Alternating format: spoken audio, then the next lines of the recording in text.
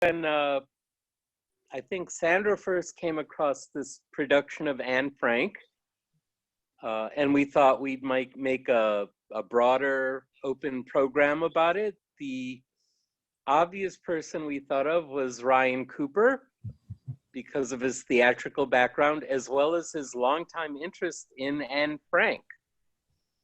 Ryan has been a docent at the Holocaust Museum and Learning Center since 2012. He's also served for several years as a member of the Docent Advisory Committee and as chair of that committee. Ryan works as a tour guide for several other organizations, including the St. Louis Cardinals and with Scholastica Travel, Inc., a Pennsylvania-based student travel company for whom he leads multi-day tours of the sites and institutions of Washington, D.C. He's very active in theater, having worked as a performer at the Walt Disney World Resort in Orlando, Florida, and most recently with Stages St. Louis in last season's production of Man of La Mancha, where he was outstanding as the barber. So I hope many of you have had an opportunity to see the production. If you just joined us and you haven't, I can't imagine there's anyone who hasn't seen several productions of Anne Frank and the Diary of Anne Frank over the years. So welcome everyone. I'll turn it over to Ryan. Hey. Well, first of all, thank you so much for having me, and how nice it is to see the faces of some of my absolutely favorite people while we're going through all of this. So as Dan said, I've loved being with the museum since 2012, but I kind of found my admiration for Anne Frank when I was 8 years old, which was admittedly a bit of an early start, but I've been an aficionado of her ever since. And as a theater person myself, I really do appreciate that this discussion is sort of centered around not just Anne's legacy and story, but the adaptations of the stage and of the screen of that story. I've been involved with several productions of the Diary of Anne Frank, both as a performer and as a member of the production staff. I have many thoughts on the play, but one of the things that I'm most excited about this enrichment is that it is a little bit different than our enrichments that are usually held on campus, and the fact that as much as I would love to wax poetically for hours about Anne Frank and her history, that this really is a discussion. So some of the stars today are you, as I would love to hear your thoughts and feelings. Now, as Dan said, hopefully some of you had a chance to watch the production that we're specifically springboarding off of, which is the Park Square Theater production in St. Paul, Minnesota. But if you haven't had a chance to see that yet, the link is in our most recent newsletter, and that's still going to be up for the next few days. They've already extended it once. They may extend it again. But even so, some of the questions that I have prepared are fairly broad in scope and open-ended. So even if you haven't seen that particular production, like Dan said, surely you have seen productions of it before and you know her story. So I am excited to hear your thoughts, and please feel free to chime in with questions as well. But first, to get started, I have some exciting visuals that I will share just to kind of give us a bit of a starting point. There we go.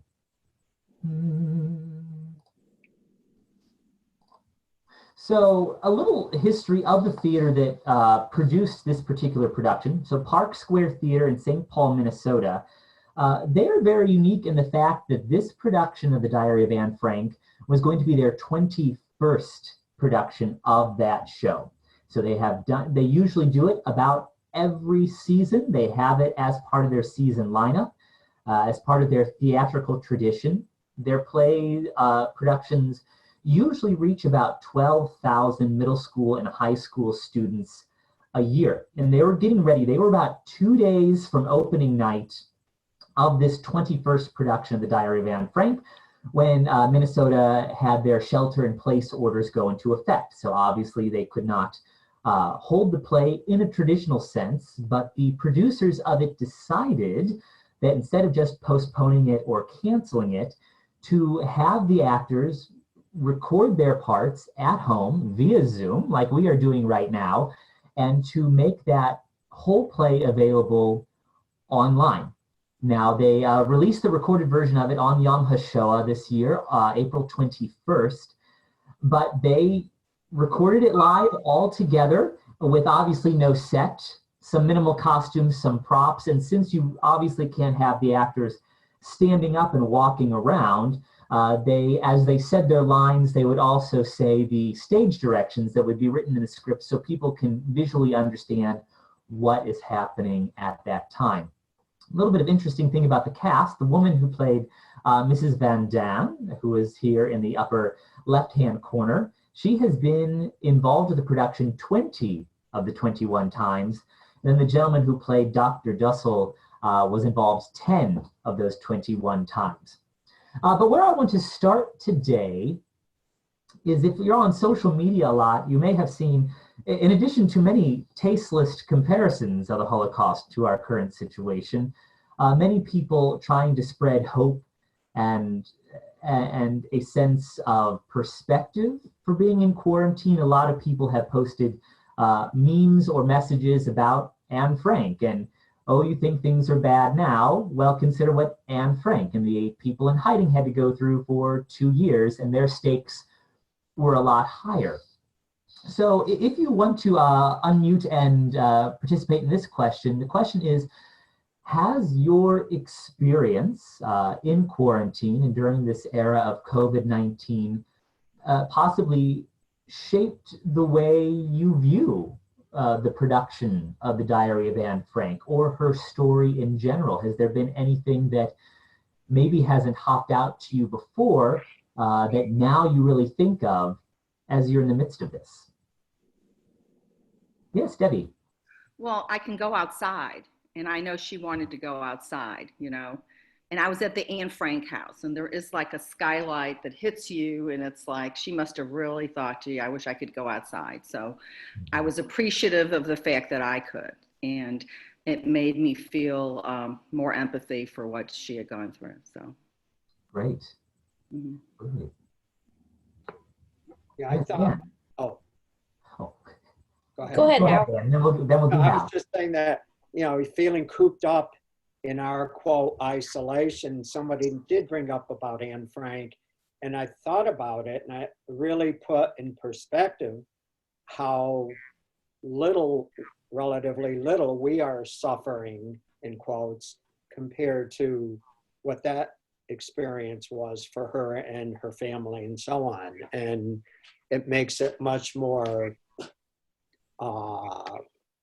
not comfortable, but less intense and relatively. So it helped me. Absolutely, and I think that's one of the interesting, one of the reasons why Anne Frank is so beloved and used so much in curriculum is the fact that people do feel that they have that connection to her.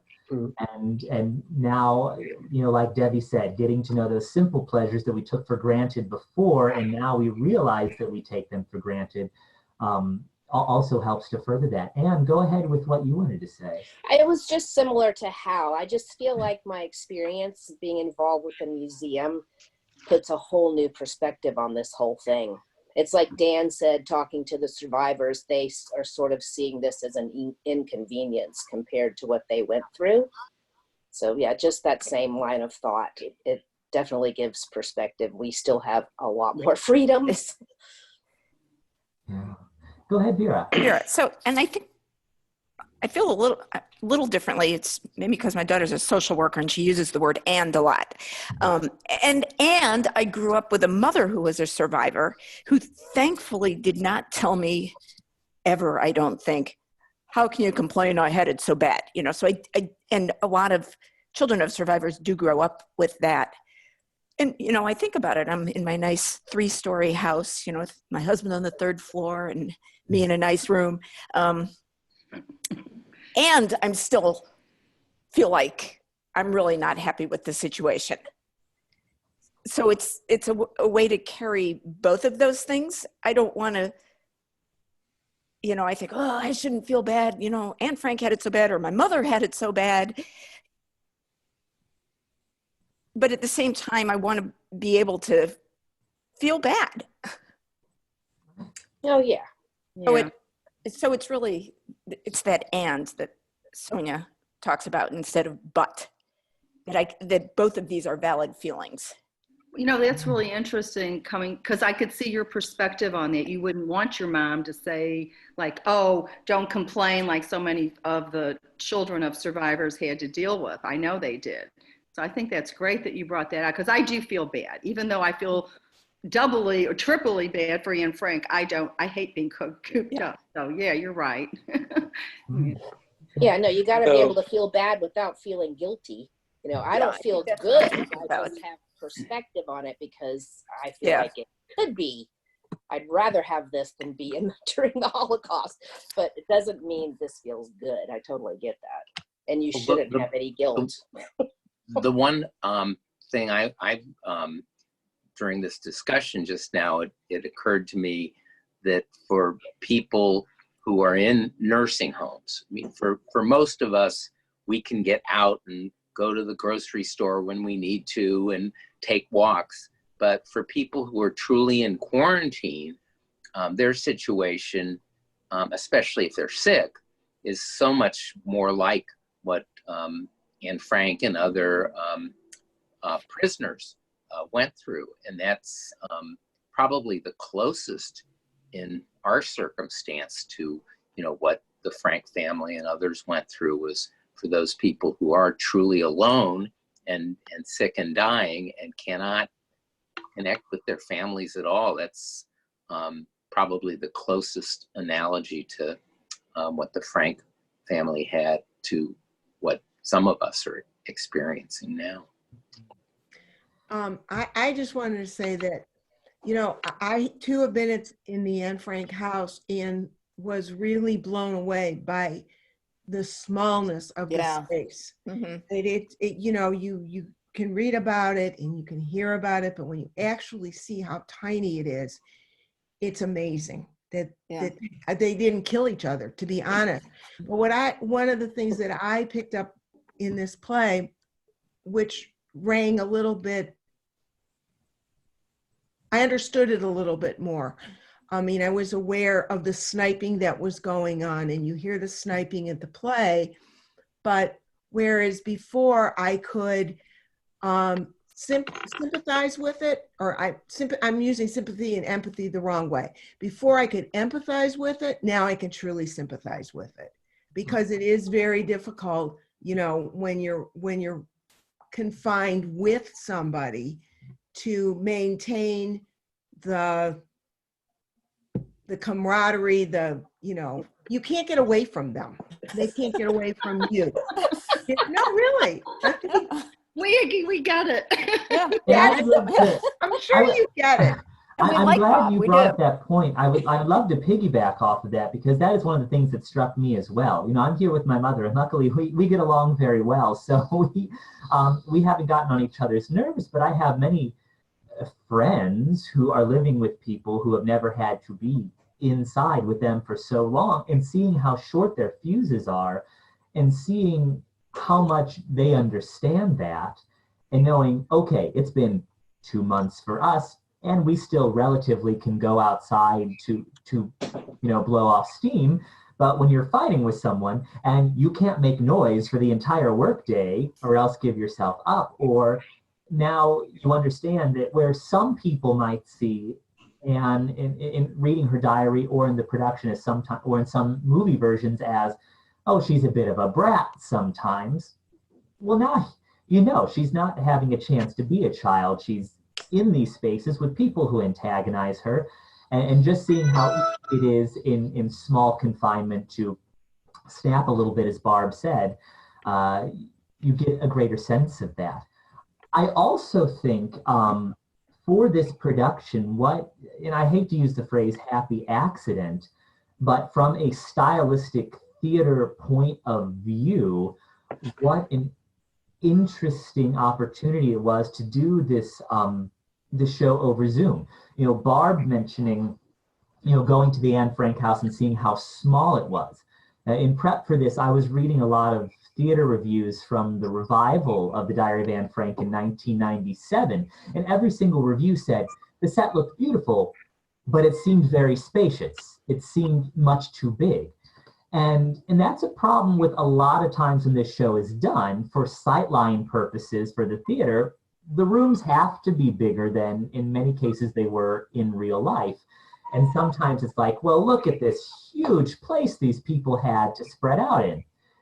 But now on Zoom, I mean, look at us. We are in our own little confined squares. So in my imagination, at least in seeing it, not being able to see them move down stage left and have these sweeping crosses across the stage, it really kind of fed into that idea of isolation, what that's worth. And I also think that it's something that theme of isolation, knowing that we are going through quarantine and knowing that I haven't seen any of you in person for months, that even though I am here with you, that feels very lonely because I haven't gotten to really share a space with you. Also, I think in the kind of psyche of audience members adds to the gravitas of the show as well. And that's something that will only exist in this particular moment. I think if people saw a recording of this 10 years from now, or if a director said, oh, I have this idea, I'm going to do the Diary of Anne Frank 10 years from now on Zoom, it's not going to have the same effect because people then are not going to remember what it feels like right now to be alone and what Zoom kind of makes you feel isolated with. Yeah, Debbie. Well, we didn't even talk about the fact they didn't have food, enough food. They were rationed. My refrigerator, I'm gaining weight. I don't think that was happening to the Anne Frank family, you know. So. Right. Yeah, go ahead, Hal. I think even though each person was isolated within a frame, as you just alluded to, I thought it was very unique how, like when they were tugging over the fur coat or they were having a drink and passing it, the person would get it out of their area. And I think that was done, it was so remarkable how you didn't almost feel like they were isolated. They really surpassed the barrier. Very much so. And if you get a chance, on that same page, if you follow where that link is for the show, at the very bottom of their website, they actually have an hour-long talk back with some of the cast members and production staff. And that's a big question because it wasn't quite as simple as, oh, okay, we can't be on stage, so everyone just go home tonight and record your lines. They really had to reshape the way they presented it, making sure that it made sense, and it wasn't a simple translation for them. Mm-hmm. So thinking about how modern times have shaped our view of this show in particular. Now, it's not the first time that modern events have done that with the Diary of Anne Frank. In 2018, you may recall that as there were deportations happening in Los Angeles, there was a director who heard about a series of safe houses where actually a Jewish woman took in a Latino family whose father was deported. And this director heard this story, and he came up with the idea that he was going to produce the show starring entirely a Latino cast to sort of make a social point. Now, he made, there's an interview with him from CNN on YouTube. Now, he said he didn't change a word of the script. Nazis certainly were not swapped out for ICE agents or anything like that. He said that the symbolism of his choices were left entirely up to the audience, that he simply made a casting decision. So what are your thoughts on that, of using situations in the modern world to make, however subtle, a statement? Is this play something where it should be used as a platform for making a statement, or do we see it as something a little bit more sacred in its own space that it really shouldn't be touched even in the subtlest of ways?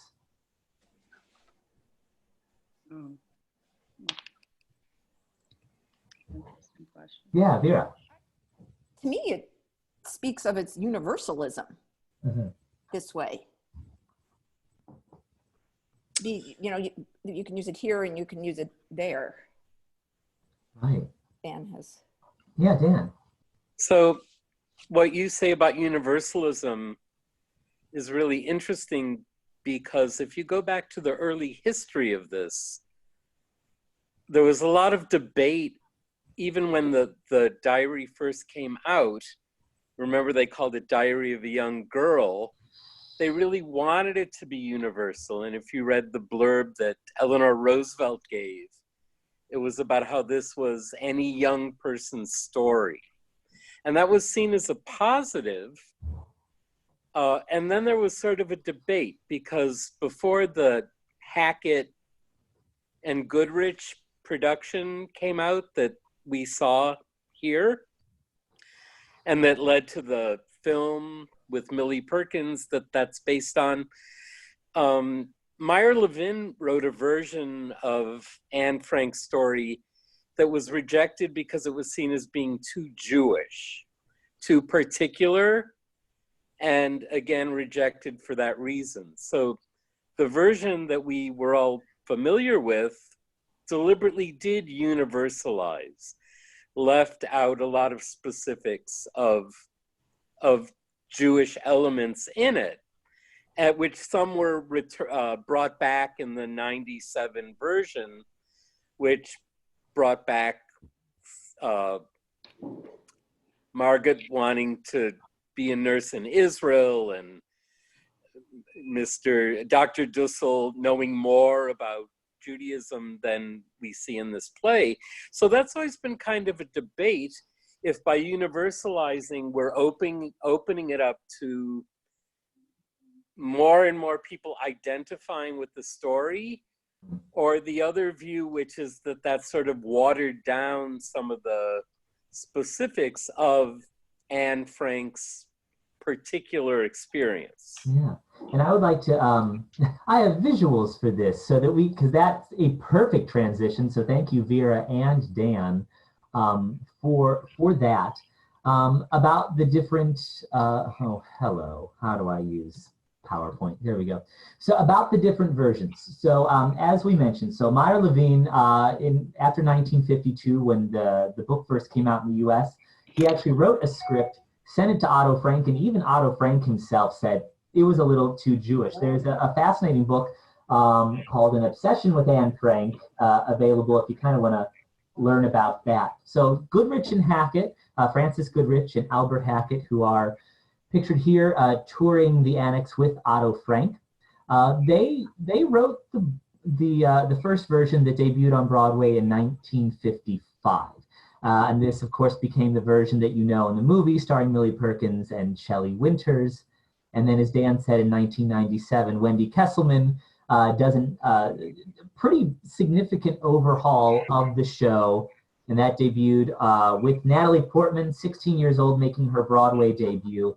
And there's several changes to that. The biggest one that was kind of latched on was the universality versus the Jewish nature of the piece. You also have, in the 97 version, you have the controversial passage of Anne kind of showing the rougher sides of her character. There, of course, was the addition of a small speech about her blossoming sexuality, which is covered in version B of the diary, that sometimes causes controversy. You also have an ending, refreshed ending, where Otto Frank is talking directly to the audience, as opposed to in the Goodrich Hackett version, where he comes back to the annex and he's talking with Miep and Mr. Krahler, and he's talking about, as an epilogue, what happens to the other 7 people who were in hiding, but it's very euphemistic. And the 97 version, Otto is a little bit more graphic about what happened to each person. So speaking about that universal aspect, I found this quote because even in the early days, there was some pushback from Meyer Levine and others towards Goodrich and Hackett about why they had chosen to, as Dan said, water down that aspect of the story. And they, oh, I gotta move myself. My head is in the way. Here we go. All right, so they had this quote as so that Anne's Jewishness would set the characters in the play apart from the people watching them. But the majority of our audience is not Jewish. The thing I have striven for, toiled for throughout the whole play is to make the audience understand and identify themselves, to make one with them, to make them feel that but for the grace of God might have been I.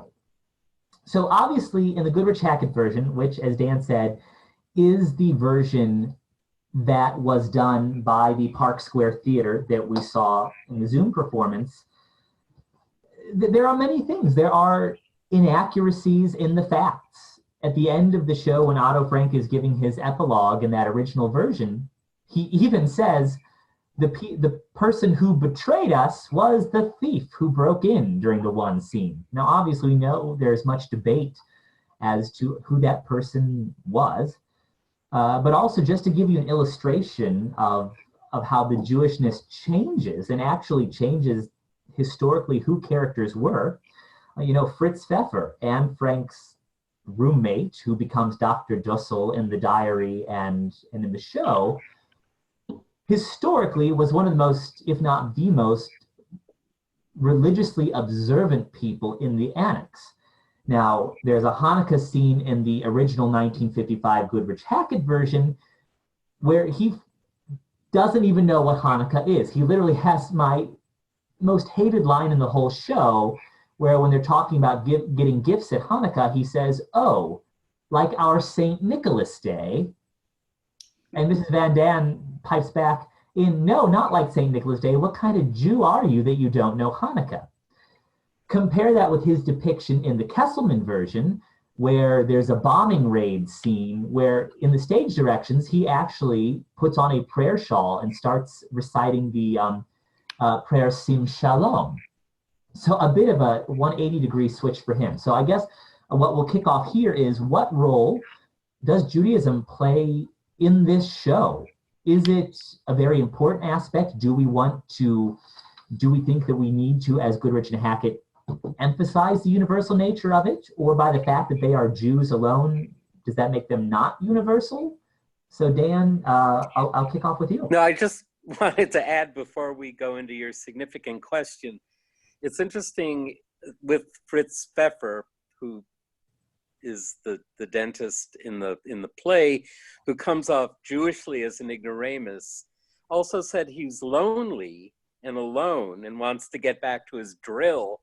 In fact, after historically his fiance, who was not a Jewish woman, which he thought would actually protect him, she sued Goodrich and Hackett for making him look bad, for painting him so differently than what he was. And again, she brought suit about this. She lost because the court said that it was okay to take artistic license for artistic reasons. But it angered her enough that she did take legal action for the way he was portrayed. Yeah, Barb.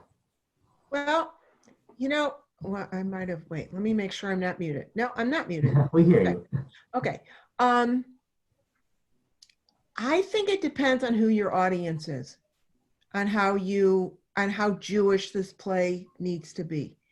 I think I could see where if there was a significant Jewish aspect to it, it might lose the universality to the audience. People would think, well, that couldn't be me.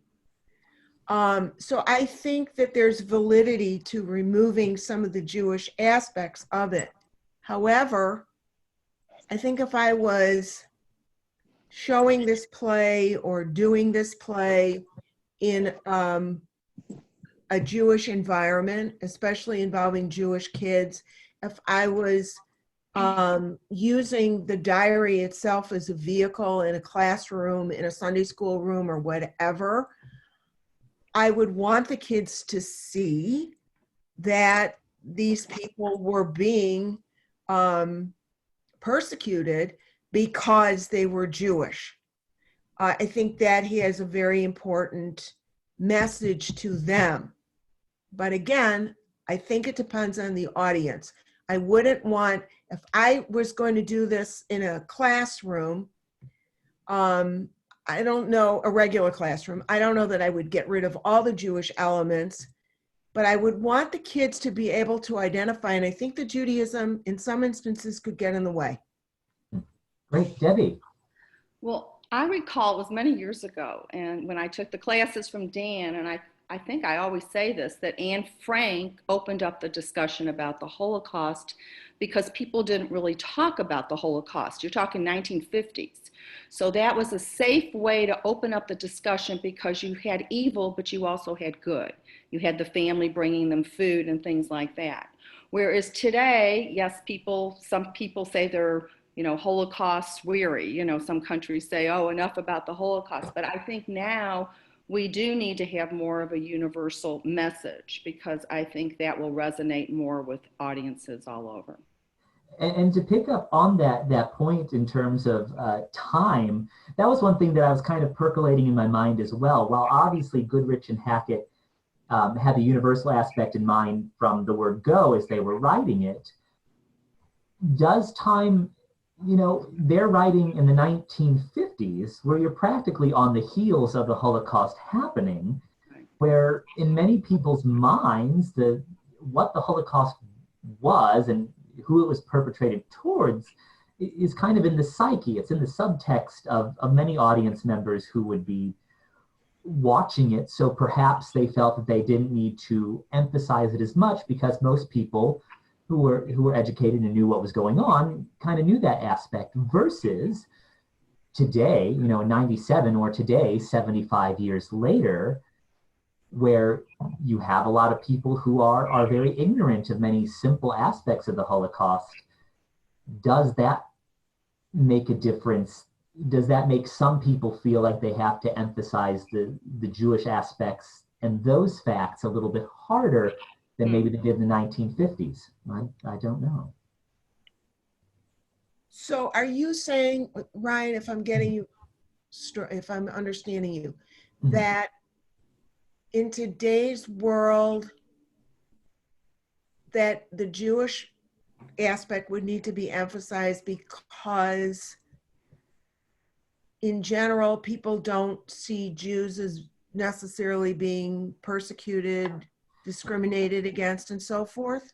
Well, I don't necessarily, they don't see them as being persecuted as much as people are ignorant. And, that CBA Sunday morning, statistic where, 1 in 3 people in my generation couldn't identify what Auschwitz was, for instance. So when you're doing a play like this that really provides entree into this very deep historical moment, is it important to really emphasize to these people who may come in with a lot less of a foundational knowledge of the period as the people in the 50s who just lived through it, the war era, and seeing newsreels and knowing about the Nuremberg trials and whatnot?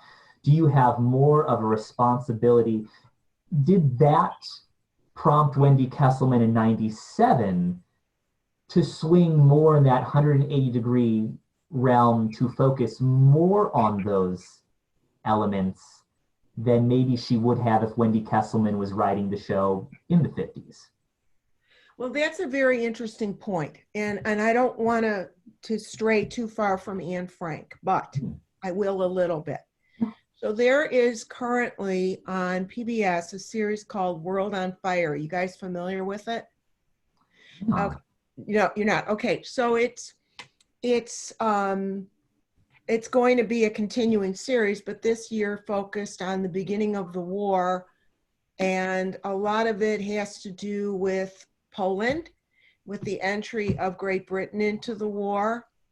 And there's a lot of talk, you know, about the Nazis, persecution and so forth.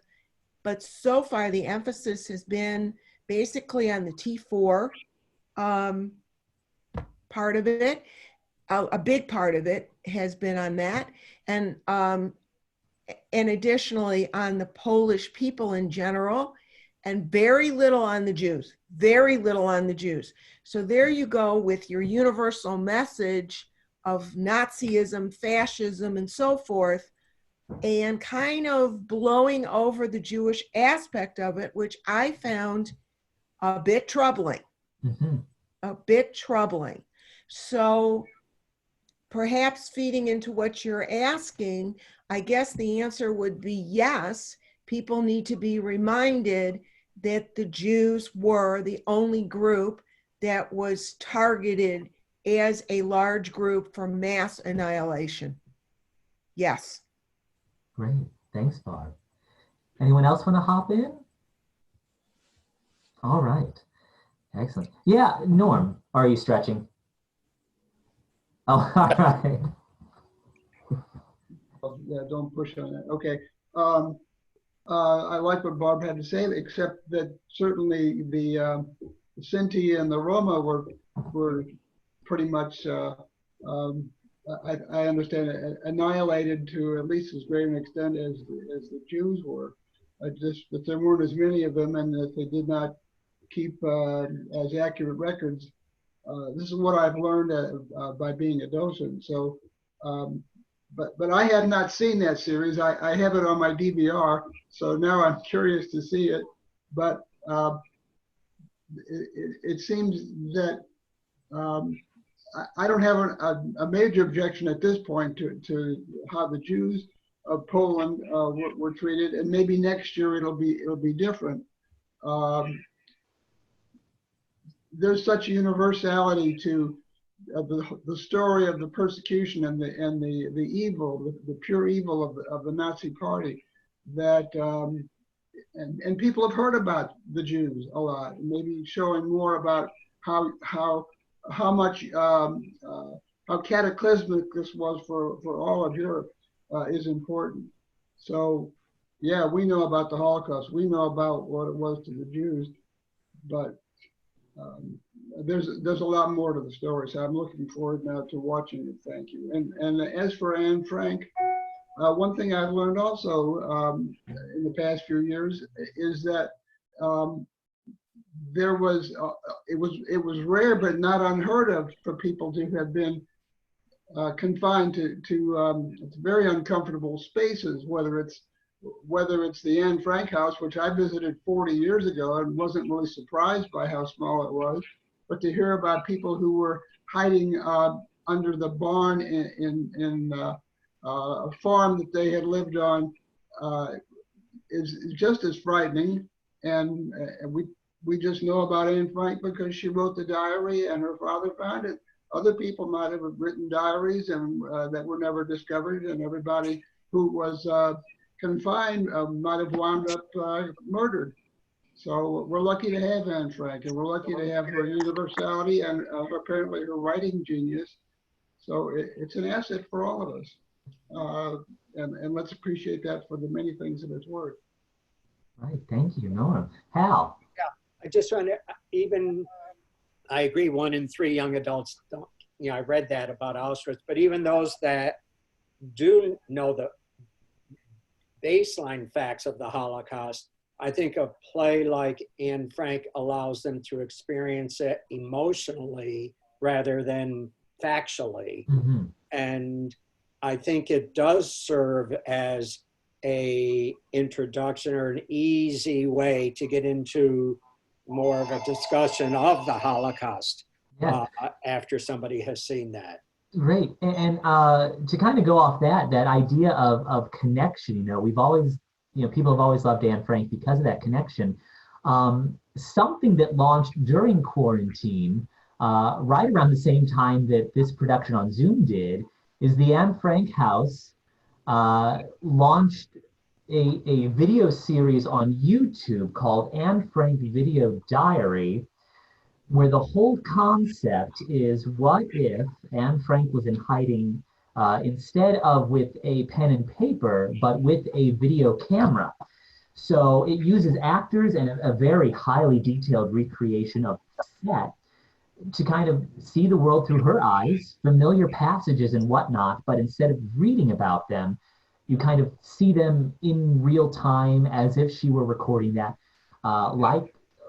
like a person of her own age would today, which I guess prompts the interesting conversation. Is it's certainly a non-traditional method of introducing her story to people who may not know it or people who do know it.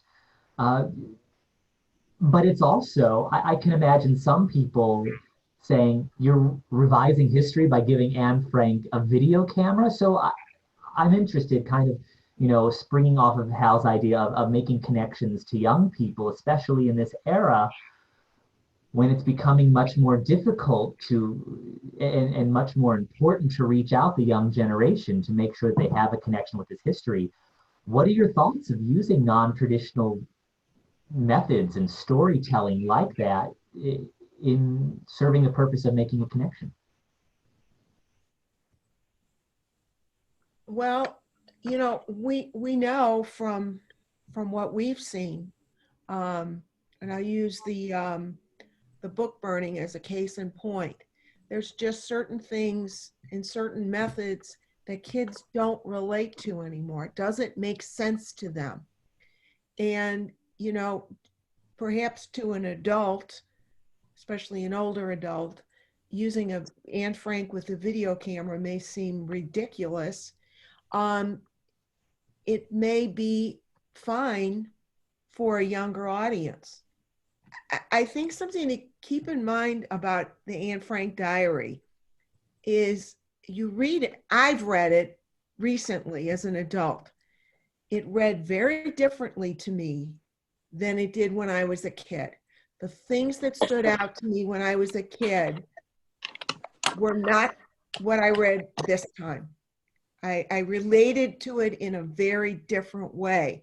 And so again, I think you have to consider your audience. And so if there's a variety of things that are tried, then I believe it just will relate to a variety of people. And I don't see that as bad. Yeah.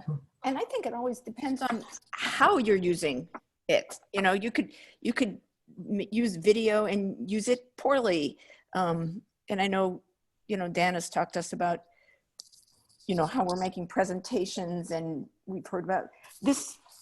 There's an article in the New York Times last week about Baba Yar, and they wanted to basically make it, did you see this, Dan? Into Disneyland. It says visitors would be led down blacked out corridors by blind guides, according to the presentation. Yeah. And then you get virtual reality goggles, and then you would experience being a victim, collaborator, Nazi, or a Nazi or a prisoner of war who had to burn corpses. So that's less tasteful. Oh my God. Oh my God. That's awful. So there they are using technology in a way we would say, don't do that. Yeah. And I think, I didn't read the whole article yet, but I think they didn't. It's on hold. It's on hold. Okay, thank you. And I can send this to whoever to get it passed around. But it can also be used, technology can be used to do things that we couldn't do before, like the play, like this play, that's making it available. Yeah. So I think it depends. Yes. And unless anyone wanted to jump in there, a great transition. Yeah, go ahead, Debbie. I'm sorry, I'm jumping in. She wanted to be a writer. She did want to be a writer. So you'd be taking that purposeful thing that she wanted to do with her life out of it. She could be on a laptop computer and be, keeping her diary. Oh. You know what I mean? That would update it, but then it wouldn't cause any of the problems Vera talked about. you know, she could be, you know, taking her laptop and maybe taking some shots, you know, some pictures or some video occasionally, but maybe not the whole thing video. If they wanted to identify how it would be now, because That's her very father, interesting. yeah, her father They should have would, had you in their focus group, Debbie, when they were putting that together. 'Cause Right. that's something that I didn't even think about, the innate, you know, desire of writing necessarily. Now, of course, she wanted to be a writer. yeah, yeah, interesting. So with that in mind and these different methods of sharing the story, we of course know that the play version is not the only version of her story. We have the 1955 Broadway version of the show that eventually became the Millie Perkins movie. We have the Wendy Kesselman 1997 adaptation. We have an Anne Frank musical of all things called Yours, Anne. Sondheim it is not, but the Yours, Anne musical. And of course, we have other movies. We have the 2001 ABC miniseries, Anne Frank, The Whole Story. We have the 2010 PBS Masterpiece Theater film, The Diary of Anne Frank. So there you just have all these versions of her story alone. And of course, we know it is not the only Holocaust story that has been adapted. So the question here is, what are the advantages and disadvantages of adapting a Holocaust story for the stage and screen? I Yeah, think Lori. the new show Hunters talks about that, which I still need to see that.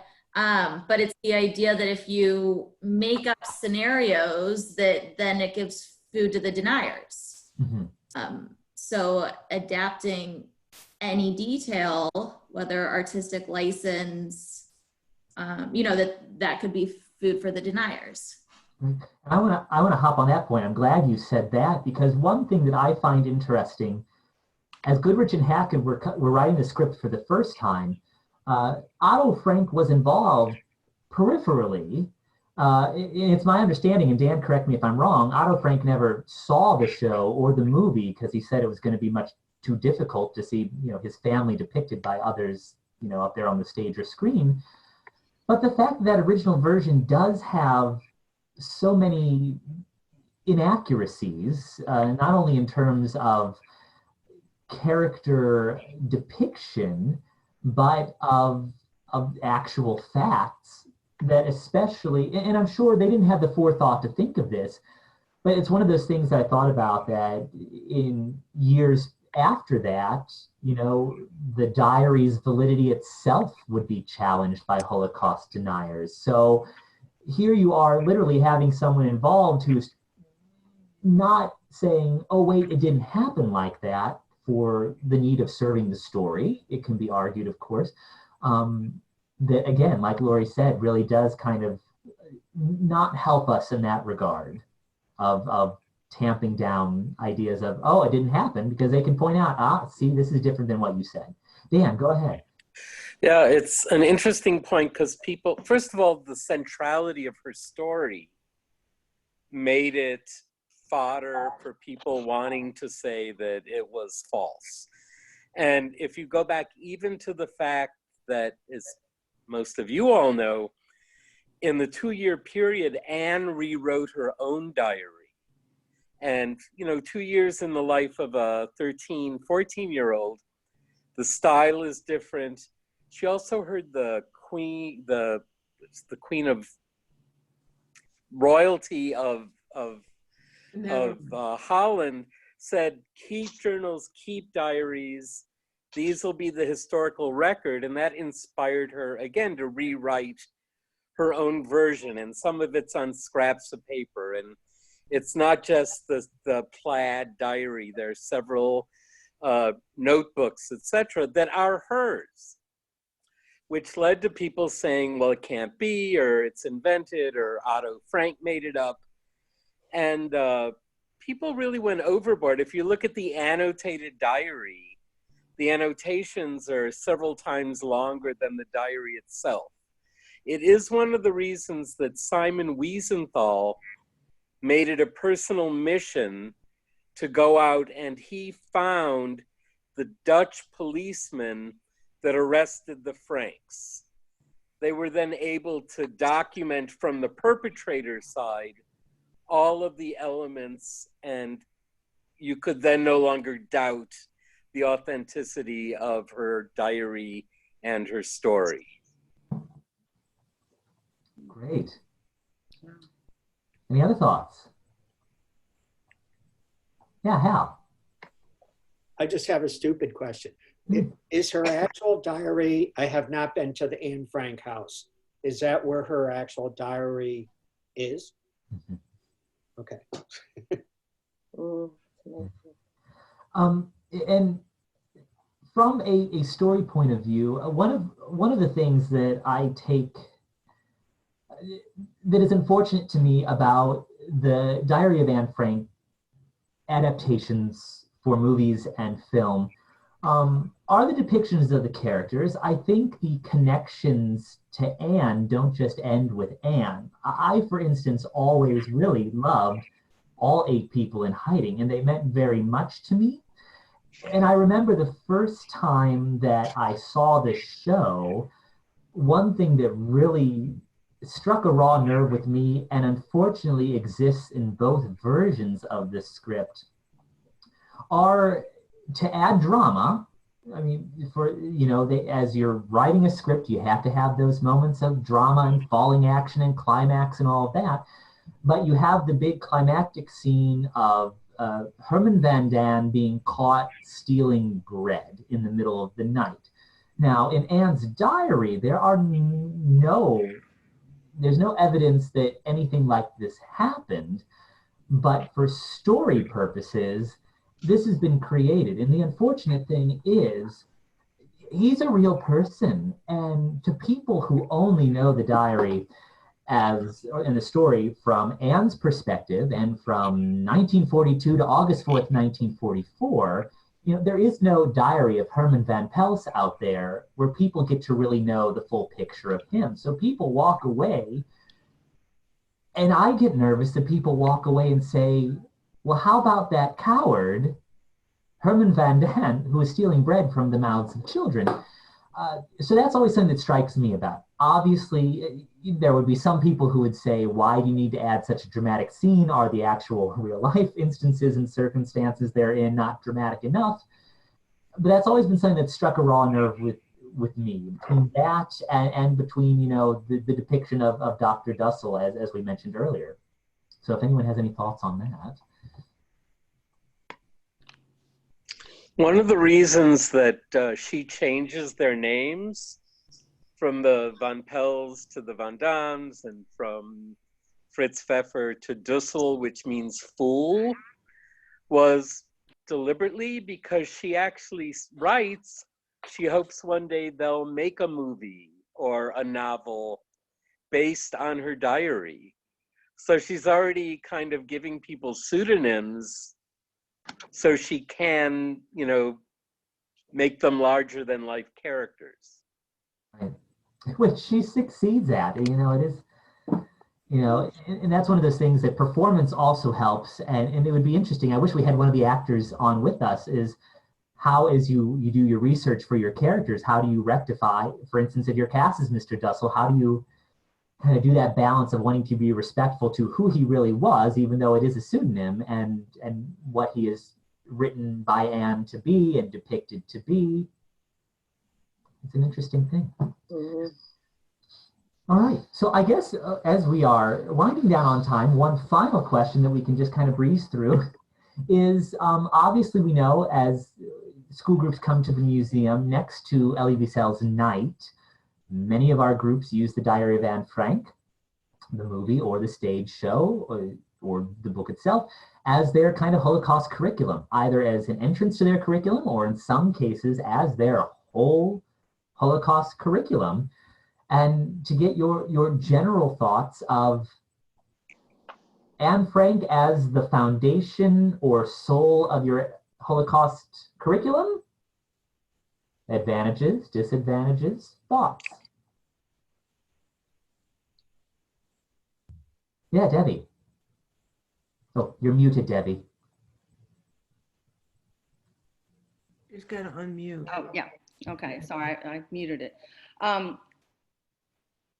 don't think it should be the whole thing, but one thing that's good about it is it introduces how important a personal story is. And I find that when I give a tour, I get their attention a lot more talking about the personal stories than I do just talking facts. And this happened in World War II. So I always have incorporated many of our survivors from the museum, their personal stories, the ones that have passed on. And I find that's most effective.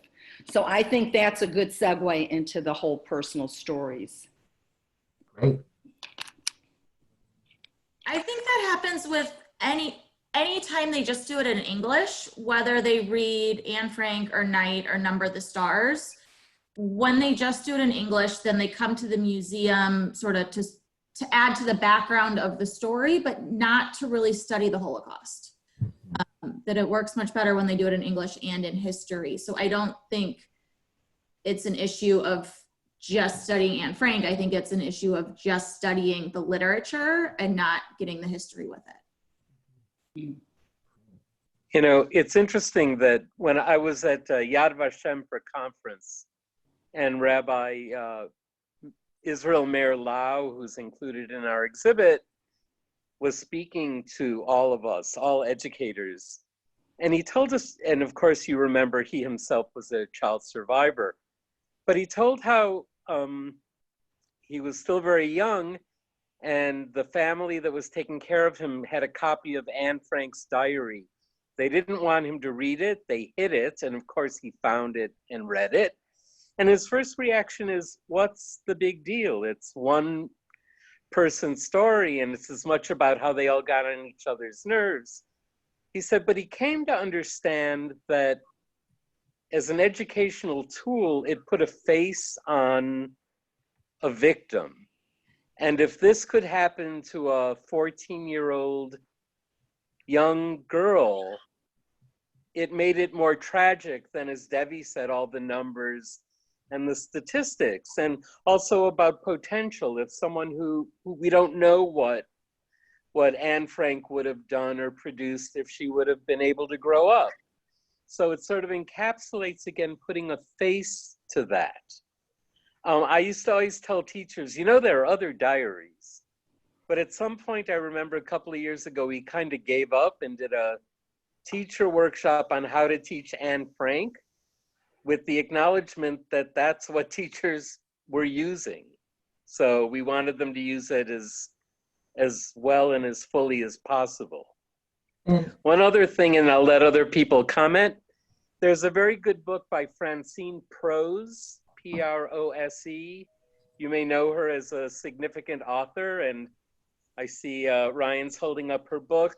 Her own fiction is pretty wonderful, but she really writes about Anne Frank as a writer, as a young woman, as a feminist heroine in all of her iterations. And it's very readable, and I found it very interesting. I love it. It's one of my favorite books that's been written about her, and very much worth the time, and does go into a lengthy section of Meyer Levine and the Goodrich and Hackett's and the adaptations on stage as well. One of the pitfalls, I think, of using Anne in curriculum is the fact that so many people use it with such a narrow scope, in the fact that they focus only, as I mentioned earlier, on 1942 to August 4th, 1944, and that's where it ends. It's just in that narrow scope where I can understand the criticisms of, you know, Rabbi Lau and saying, you know, what's so special about this? But if people and educators took the time to zoom out the scope and not focus just on Anne and not just on those 2 years in the annex, how many components of the Holocaust in a greater sense are wrapped up in the stories of these 8 people. I mean, take just Dr. Fritz Pfeffer, for instance. You know, he was affected by Nuremberg laws. As Dan mentioned, you know, he was engaged to a Catholic woman, Charlotte Kalata. So there you have Nuremberg laws to kind of throw a wrench in things there. he had a child from a previous marriage who was saved because he was sent to England on a kinder transport. So there you incorporate kinder transport. Why did Fritz Pfeffer leave Berlin? The catalyst for that exactly was Kristallnacht. He didn't feel safe, so you envelop that. Then you have, of course, the experience of going into hiding, the experience of everyone having their personal rights stripped away, and the stars, and Anne not being able to go to the movies that she loved. You have your cast of righteous Gentiles, Victor Kugler and Mipris. You have them. You have the grueling, cattle car journeys to the camps. You have Auschwitz. You have the tattoos. You have gas chambers that were used to kill Mr. Van Pels. You have Peter surviving a death march. You have liberation. You have loss. You have survival. And I feel like a lot of those elements that can easily be used, as Debbie said, to kind of put a face to some of these other aspects that are not usually equated with Anne Frank's story. I think that's a big loss because it's there in people in their narrow scope of zooming into 1-2 year period. Miss that.